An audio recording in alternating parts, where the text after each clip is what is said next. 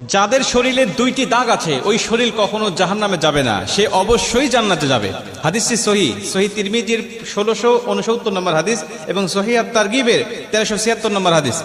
হযরত আবু উমামা রাদিয়াল্লাহু তাআলা আনহু হাদিসটা বর্ণনা করেছেন। রাসূল সাল্লাল্লাহু আলাইহি ওয়াসাল্লাম বলেন, যাদের শরীরে দুইটা দাগ আছে এবং যাদের শরীর থেকে 2 ফোঁটা তরল পদার্থ নির্গত হয় ওই শরীর কখনো জাহান্নামে যাবে না, সে অবশ্যই জান্নাতে যাবে এবং আল্লাহ পাকের কাছে এই শরীরটা সবচেয়ে প্রিয় শরীর। রাসূল সাল্লাল্লাহু আলাইহি ওয়াসাল্লাম বলেন, 1 নম্বর দাগ হলো যে ব্যক্তি জিহাদের ময়দানে আল্লাহকে খুশি করার জন্য, আল্লাহর দ্বীন কায়েম করার জন্য অথবা আল্লাহর সন্তুষ্টির জন্য যে ব্যক্তি বাতিলের মোকাবেলা করতে গিয়ে শত্রু পক্ষের আঘাতে তার শরীরে ছোট্ট একটা দাগও যদি বসে যায়, এই দাগটা কিয়ামতের ময়দানে সুপারিশ করে বা এই দাগটা থাকার কারণে কিয়ামতের ময়দানে আল্লাহ পাক তাকে জান্নাতে দিয়ে দিবে। নবীজি সাল্লাল্লাহু আলাইহি ওয়াসাল্লাম বলেন, 2 নম্বরে ফরজ ইবাদত সমূহের কোন একটি দাগ যদি তার শরীরে দেখা যায়, যেমন নামাজ পড়তে পড়তে সেজদা দিতে দিতে কপালে